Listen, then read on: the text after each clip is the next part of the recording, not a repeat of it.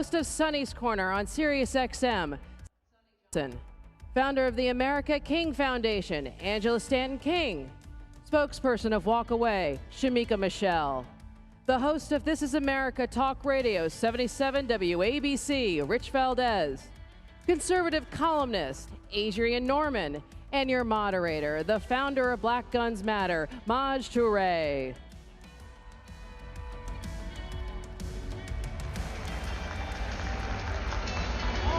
What's up, y'all? Y'all can do better than that. Y'all can do a lot better than that. There we go. That's about right. That's right. Okay, so we're gonna get right to it. So for the people at home and the people that can't see, there's a screen right here that tells us exactly how much time we get to tell you some truths that are gonna make you very uncomfortable. How many people have been at Cpac before? Okay, this is the awkward part, and this is the growing pains part for the conservative movement, okay?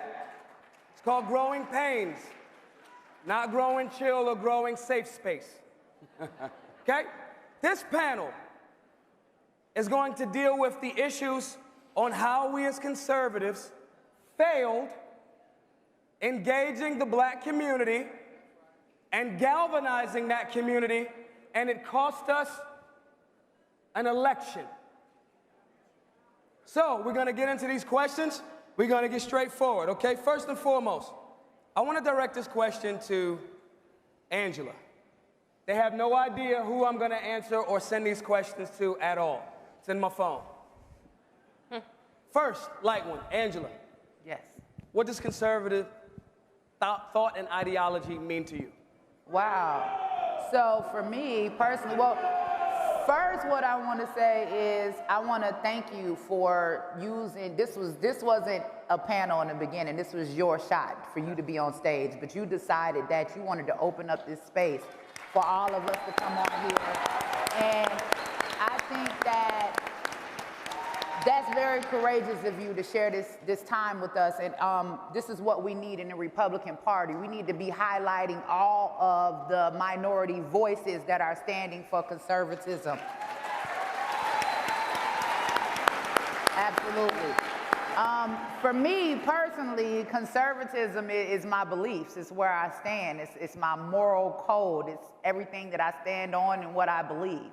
And that's what conservatism is to me. And I think that, you know, regardless of our religions, regardless of our skin colors, regardless of our cultures, there are some things that bring us together on common ground. And, you know, that's freedom of speech.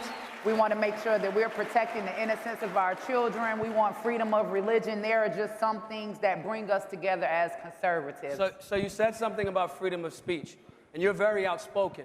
Yes. And this is America Uncanceled. Yes, and they're trying to cancel the kid. They tried to cancel you a little bit. Yes, so, they are. Being outspoken and being one of those conservative values, being that freedom of speech, how are you dealing with people trying to go through Twitter and cancel you? Let's address it. So we know that in this election, there were some things going on in regards to the conspiracy theories with Q, right? Yeah. And I think that me as a person, before I ever got into the conservative movement, I've always been an advocate, even if it's for abused children or whether it's for those people that are incarcerated.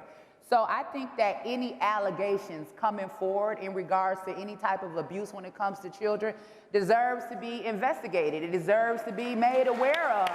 And I think that, you know, once we find out, you know, whether this is true or not, then we can move on, but we at least have to be able to address it.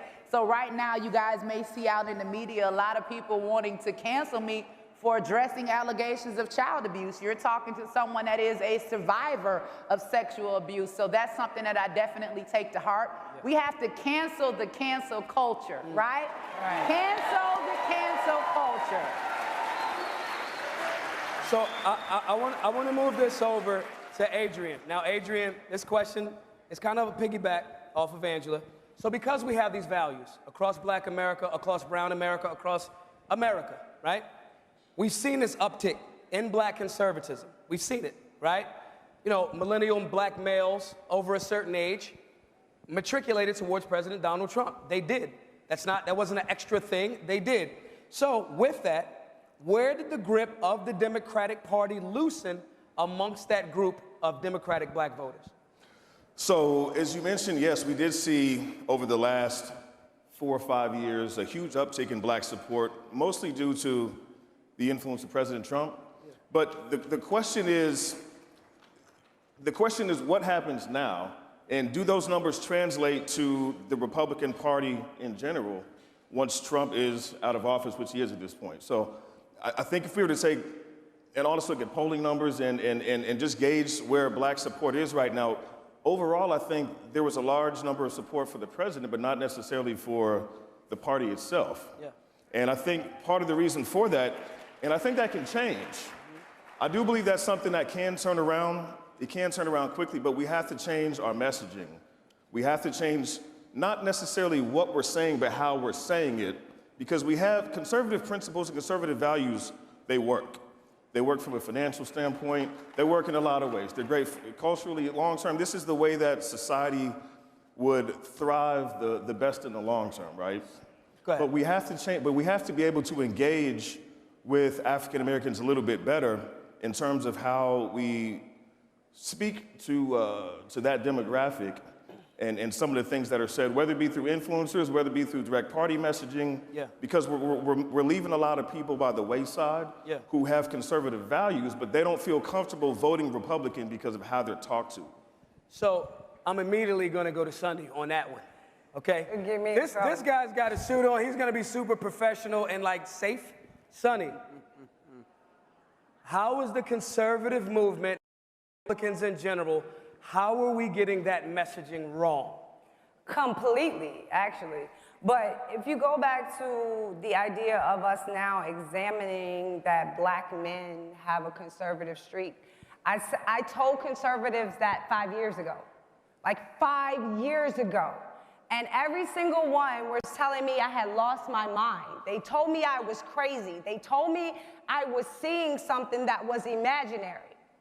If 5 years ago, this movement would have looked at black men and said they are capitalists, if they had looked at black men and said that they want to be the heads of their households, they want to be fathers to their children, they want to be coaches to their little league teams, if they had looked at black men as something more than a conservative stereotype and talking point, we would not be here talking about the failure of the last 4 years when it comes to black America. Come on now, Sonny.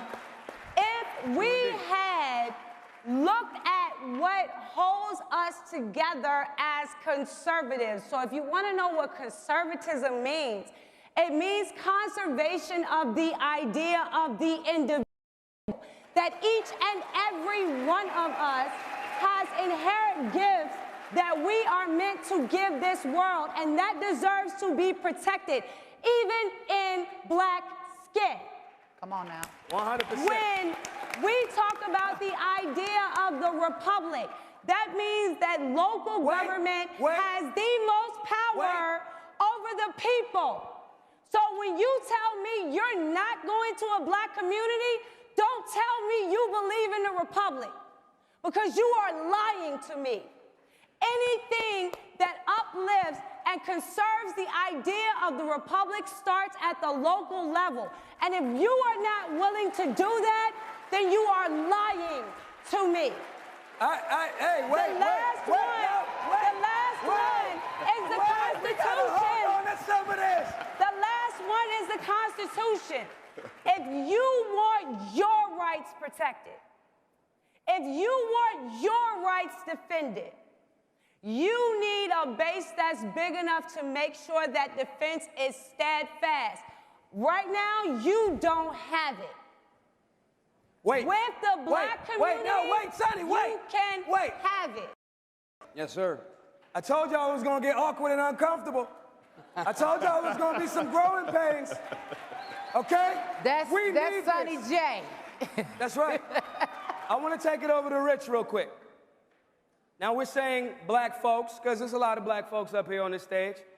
Does the thing that we're talking about right now, one, does it translate into black and brown communities, as well as Question: what is something you'd like to see change in that regard to black and brown communities in the GOP and liberty movement?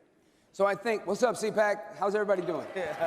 I think one of the things that we got to focus on is, yeah, I agree with that. There's definitely some barriers, but I also think I want to see more activism. It's not about the Republican coming knocking on my door. It's about me banging down the door to the RNC and telling them, hey, I'm a conservative, I'm here. Yeah. I matter too. You know, just because I eat rice and beans and I'm a Latino doesn't mean that I don't bleed red, white, and blue of you. So that, I think, is something that we have to remember. We have to stay focused on that. How have we failed there? More specifically for brown communities, how have we failed in that regard? I wouldn't call it a failure because I think it's an area for improvement, and not semantically. I really mean that. I think we've seen gains of Hispanic home ownership, Hispanic median income, unemployment rates going down, really down.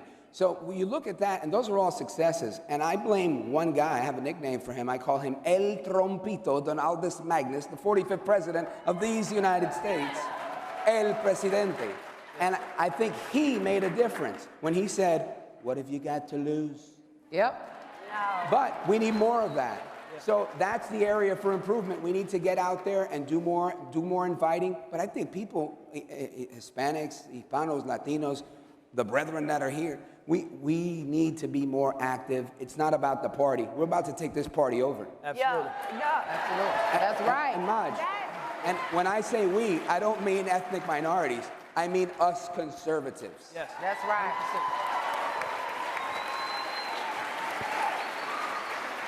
Told y'all. I told you.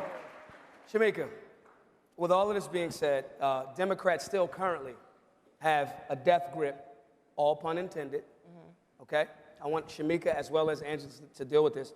Have a death grip on youth and young adults.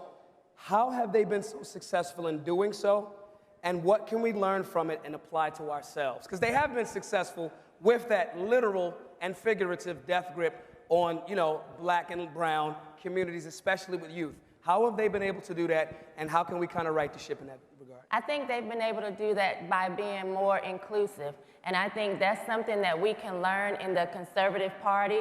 There's not just one type of black conservative, and I feel like that's where we failed over the last 4 years. We propped up one type of black conservative, and just because white people like them, it was like, oh yeah, we love her, oh gosh, she has her own thinking, you know, oh yeah, woo!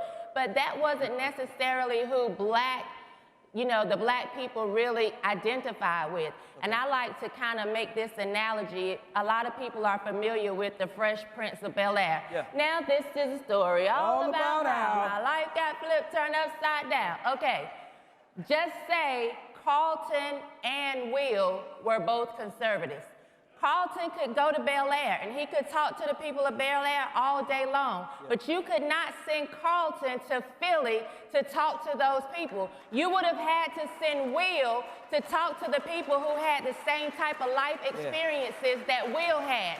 So when it comes to conservative, you know, being conservative, stop propping up Carlton Banks thinking that Carlton is going to be the one to be able to communicate with the wheels of the conservative party. You're going to have to prop up the wheels so that they can speak the language that people understand and share experiences with. And I think that's how we fail. I feel like the Democrats do a very good job of making sure they have people that represent all around, and that's what we need to do better as conservatives. You can't take Carlton to Philly going, it's not unusual. No, that's not gonna work. And that was awesome. Absolutely.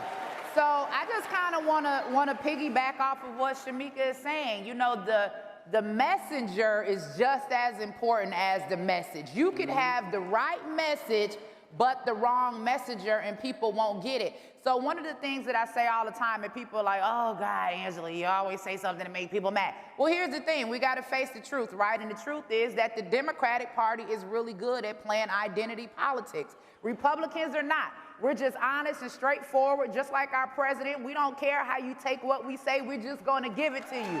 But here's the thing, in doing that, right, in doing that, we have to remember that everybody just can't handle the blunt, honest truth. And there are some times that we're going to have to get in and we're going to have to stand before the people, and they're going to have to hear from somebody that they can relate to. So when you want to send a message out to single black mothers that are struggling on welfare, that are trying to better their lives, then that's when you come get Angela Stanton King, somebody that was on welfare and got off welfare and got her life together and is now a business owner. I mean, you have to make sure that we are identity in our politics as well, because how can we relate if we're not related? And we don't have to be related by blood. We can be related by experience. Right. So what I want the Conservative Party to understand, because I myself, along with a lot of other people on this stage, have come up under a very, very huge attack, just like everybody else for standing with this party. And with that sacrifice, we need your support. Right. We need your support. We need your support. Sonny, is it too late? Is it too late? Actually, I kind of want to reverse the sentiment for a second, because everybody is speaking like it's something that we can do. And I know all of our strengths, understand. The first time I made it to the main stage here at Cpac, I was invited by Andrew Breitbart. Cpac didn't want me here. Cpac did not want me here. Andrew Breitbart wanted me here. So Andrew said, if Sonny doesn't introduce me, I'm not coming. That's how I got here the first time. This time, Cpac did not want me here. I am here because Maj wanted me here. Now, the two things that I got... Cpac wants you here. No. Do y'all want Andrew? Do y'all want... That's Cpac. That's Cpac. That is Cpac. That is Cpac.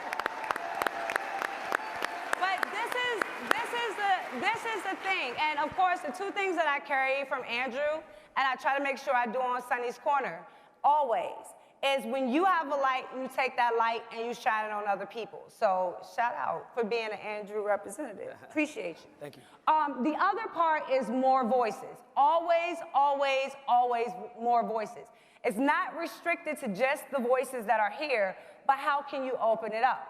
So when I hear them say, and this, don't take no offense, but truth got to be told, we have to go and knock down the doors of Republicans. Do you know how many doors I've knocked down? Right. Do you know how many conservative doors I have knocked down? So is it too late, or can we right the ship? That is a question that this audience is going to have to answer. Because if you want the talking points, if you want the stereotypes, if you want the losing by 90% for 60, 70, 80 years, if that is what you want, choose insanity and continue to do the same thing expecting different results. We got 1 minute. Rich, Adrian, I want y'all to both real quickly, briefly, sum it up. Tell me your perspective on how we can right the well, ship. to Sonny's point, she's right. And when I say knocking down those doors, we need to knock them down together. I'm asking everybody here to help me knock down that door. Right. But number one, this is an agenda. This is politics. We all have an agenda. And I believe the agenda in America, this is America. The agenda is liberty, right? The Spanish word for liberty is libertad. This is a libertad agenda that we need to promote and continue to promote it and keep banging down doors. 100%. Adrian? I think we definitely have an opportunity to kind of right the ship. In addition to kind of piggyback on what Sonny said, I think we got to stick to our conservative values. Yeah. And a lot of times with Democrats, we see that shift in the goalposts, and they don't really stand by their principles. And a lot of times it doesn't happen on the right either. So let me give you an example. So we say you got to pull yourself up by the bootstraps. But then when we talk about investing in, let's say, Greenwood Bank, or keeping money in black-owned businesses so that black dollar circulates within the black community, a lot of times we get called racist. That's racist. This is true. So so we have to make sure that we're standing by actual Republican values and conservative principles in our daily interactions with people. And ultimately, I think if we do that, the results will take care of themselves in the long run. We got 13 seconds left, everybody. I want to say thank you, a huge thank you to all of the panelists. Thank y'all. Give it up. Stand. Stand up. Y'all know this was the most lit panel. We appreciate y'all.